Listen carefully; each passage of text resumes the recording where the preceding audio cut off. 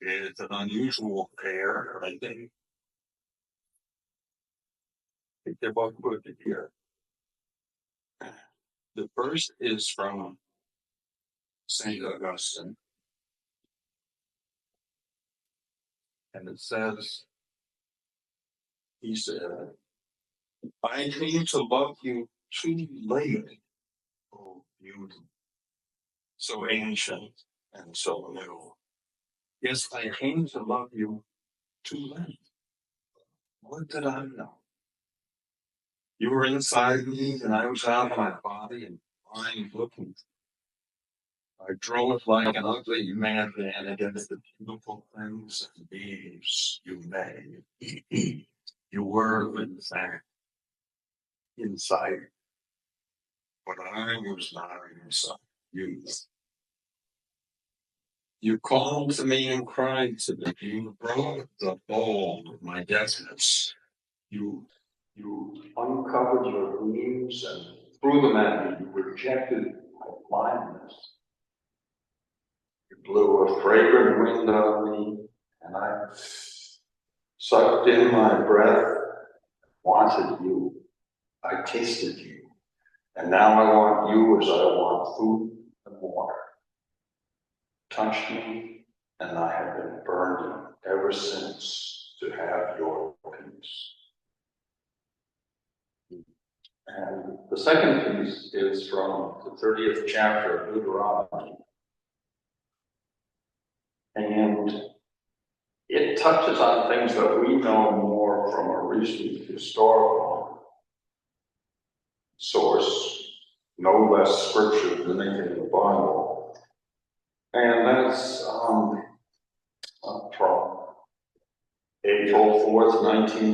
April 3rd, 1967, the last speech that Dr. Martin Luther King gave the night before he was assassinated.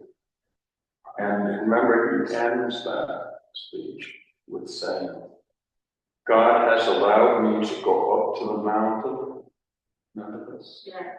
And I've looked over, and I've seen the promised land. I may not get there with you, but I want you to know tonight that we, as a people, will get to the promised land.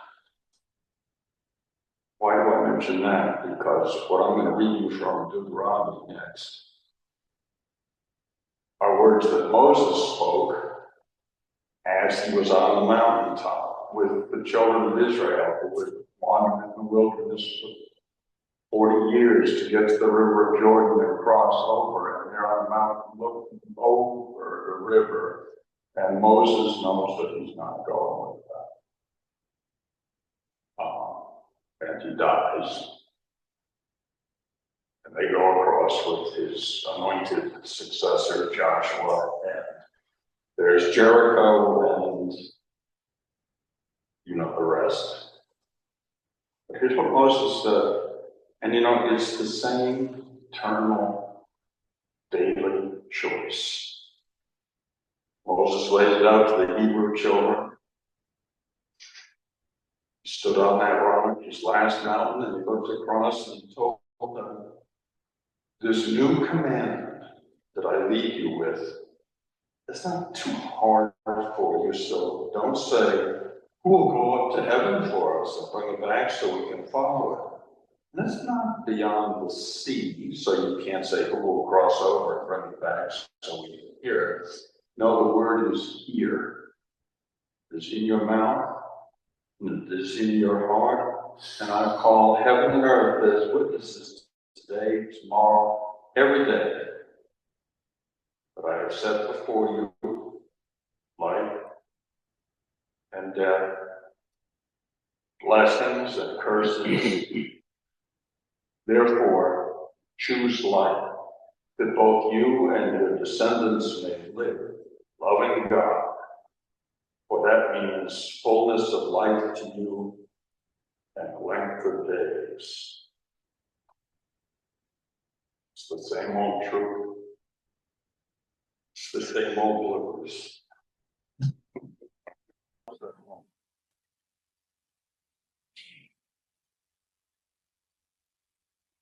Some of you have heard this before.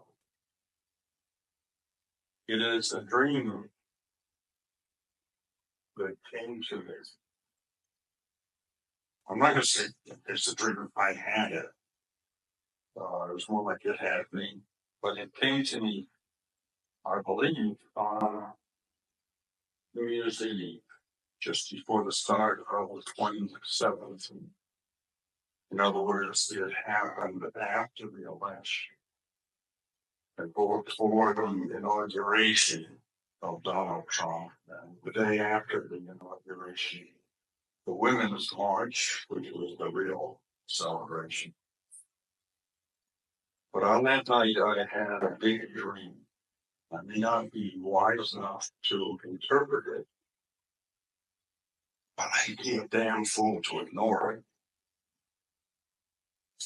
And here's how it worked. It was night time on the train. I was outside in the field behind our house.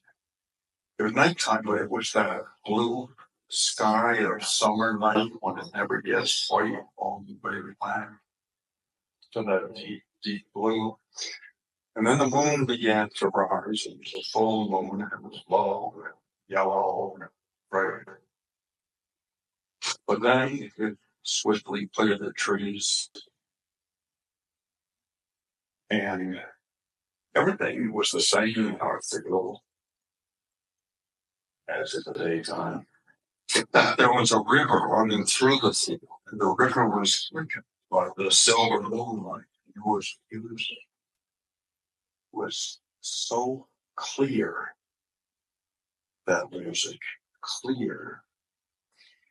And it sounded like instruments I don't even know.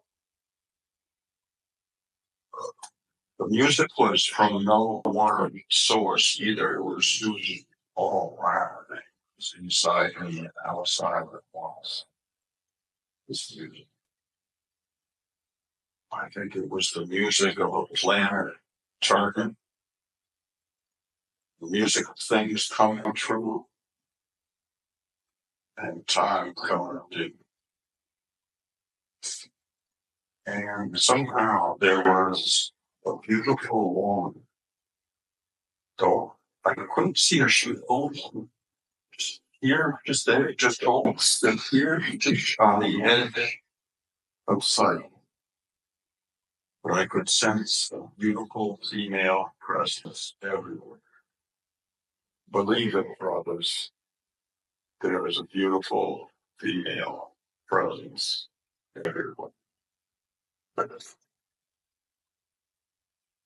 Believe it, brothers. And at least for that moment, I knew this unit. My life had come full circle. Nothing was lost. Nothing was lacking. I came right to the edge of the river, and I looked across. I couldn't see who was over there, but I felt it was my people. I felt like I was alone. And right there in the river, I realized that this is death of an individual. And I wasn't afraid at all. See, my life was not over so completely. I said, that was birth. This was birth. And for a change, I was just right. But then, standing on the bank of that swift and arrows river, I looked to my right. That's right. On my side of the river, I sensed a different landscape further down the bank. There was a bonfire, and the colors there were red and black like a war flag, a crooked device. And the music there was distorted. Without any sense, it was like a heavy metal band. like a heavy metal band tuning up, or everybody playing different runs on the guitar. And the people that was down, they were at the river too. They too were confronting, right? And there was no unity, no perfection, no circle coming true in that camp. It was not life complete, but life cut short. They wanted to draw home. They weren't crossing over. They were killing. They were circling like leaves. They were roaring.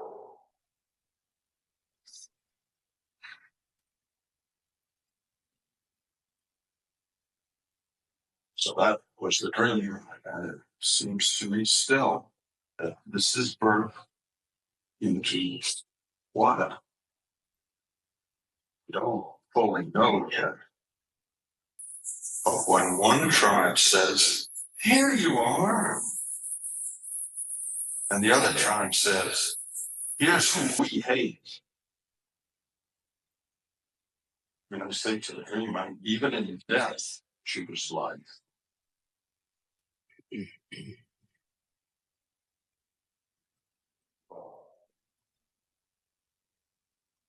Times like this, I comfort myself knowing that there are millions like you who may fear but don't flee, who resist but don't kill.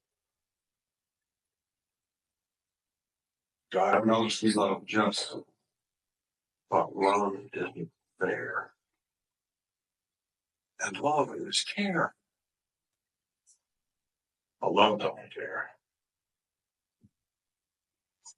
There is injustice. There are sociopaths. There was a coup that failed, and what's in our future, 4 years further into crazy? I don't know, I'm scared and angry. And one is flight and the other is flight. Neither one does a damn bit of good. Where the hell does it just love of God?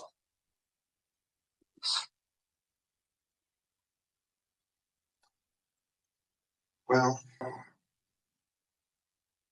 I believe that God is not just in love. God is everything. And only all of God suffices.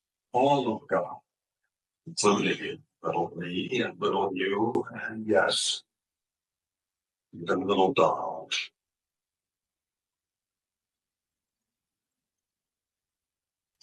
My God needs darkness in her universal heart, and danger sometimes is almighty. Because why? Because like all of you, I contain a fiercer wilderness than the one which contains me. And that's why there are desert. That's why there are desert places. This feels like one this time in our history. That's why there are desert places, so we can be lost as well as saved, blind before we see, just like a baby. Just like a baby. In order to develop a voice, we must cry, bawl, howl. In order to become fully human, we must be the voice, and we must hear the voice of one crying in the wilderness. You've been crying in the wilderness. We can hear you now. Right after the sermon. Our most savage hearts, our unknown and our misunderstood needs, all that sunshine comes out at night in their dreams, they all need the water. They all need the cold. And yes. And we need a warm heart so we can tell our stories there. But we are bound for rough country where we will live our stories. Tell them later.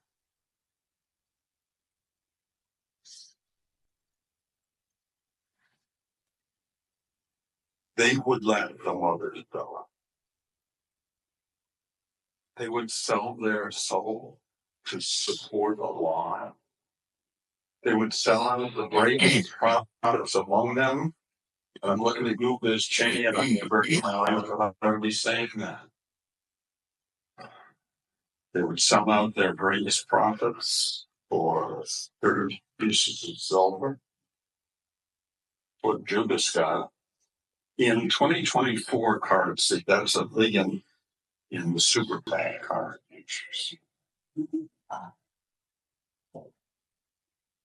I made up that exchange rate. I actually don't know what the exchange rate for silver was in Jerusalem in 30 days. I don't. Listen, this is deeper than policy and wider than. But I say, don't worship the irresistible evil of them. By worship, I don't mean necessarily support, but make it the ultimate focus of your attention. Don't worship the irresistible evil of them. Hate them. Trust the dream. When you reach the river, your own Jordan, our country's own Rubicon, you can hear the music. Choose life. You can feel the grief. Choose giving. You can feel the fear, and yet still not fear. Choose love. Love, give, trust, and live. You God. God.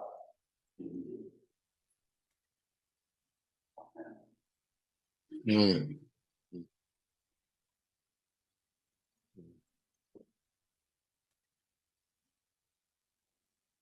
We're going to sing it now.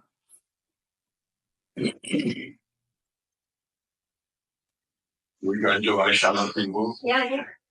Okay, on the back of your program, if you don't have a program, put your hand on that rosemary elbow.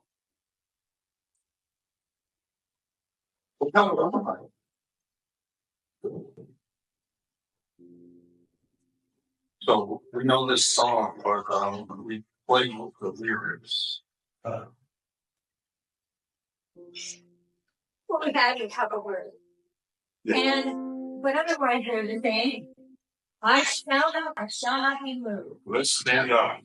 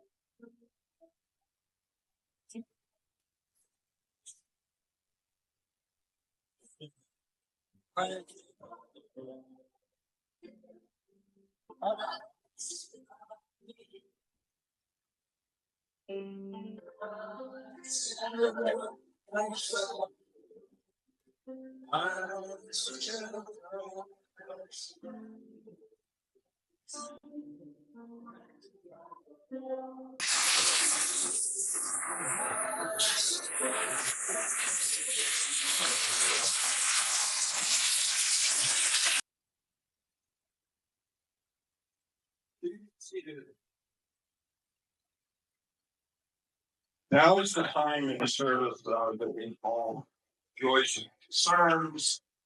And Rosemary rolls with the microphone. It's everything you say. It's like, but today I want to the one of the costumes got weird.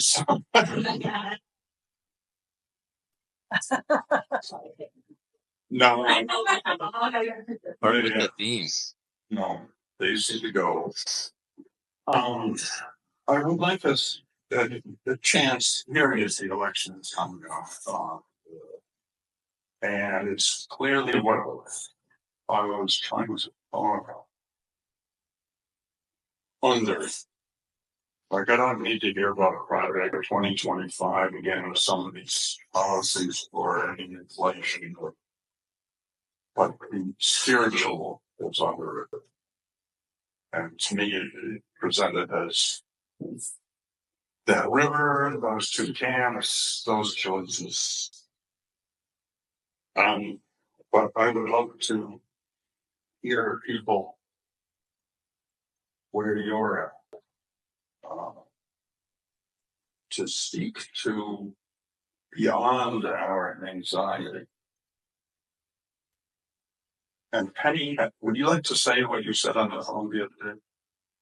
I was listening to a podcast, and the person, I don't even remember the podcast. The person who I was listening to said, "We are closer now than we have ever been to having a multiracial democracy." And that thought thrilled me so much. And of course, it explains a lot of the pushback and a lot of the other side of that.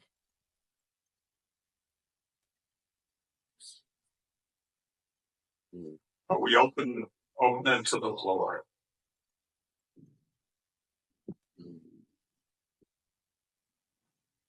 My feelings about everything changed this morning on my way here.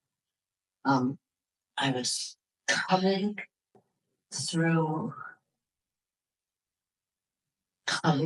road from Chesterfield. And this has never happened before. This morning, all of a sudden, there was a bird that came up out of nowhere. And I knew it was a really big bird. And so I slowed my car down. And it got in front of my car.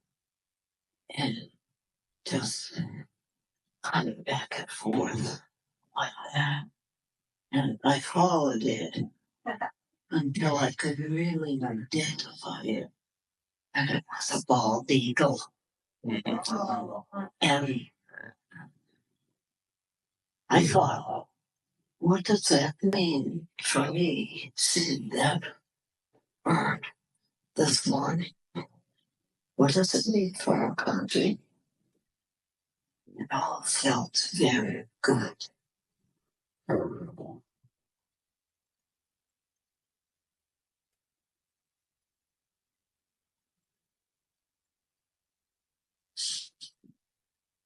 In the past 2 months, I kind of look back at the conversations I've had about the situation I've found in, and they're all like a Rydberg rule. Because most of the time I'm talking to folks who agree with me. But I want to share with you one conversation I had this past week because it was different. It was with a person I've known for over 30 years. Not a personal friend, but a student who I know to be in Berkshire County one of the most ardent fundraisers for the Republican Party. But a good person, very moral person. He describes himself most these days as a solid Bacon Republican. And those of you not familiar with Charlie Bacon was a very liberal, socially liberal, financially conservative Republican. And I think a good man. I actually voted for him. But the reason I'm sharing this conversation was it was the first time I had a conversation where I was challenged. Not for my beliefs, but for how I would interact with him. He kind of said to me, Doug, I know you're thinking this is really tough on you. Having a madman who's run for the presidency, promising to overthrow democracy, it's gut-wrenching for you. But get in my skin. Think about what it is like for me to face all the people like you when I've got this scarlet R on my forehead saying I'm a Republican and I'm being associated with all that. I can't get up and scream from the rooftop to tell them, it's not me, it's not my fault. I'm not going to vote for him. But he said, believe me, there's a lot of us.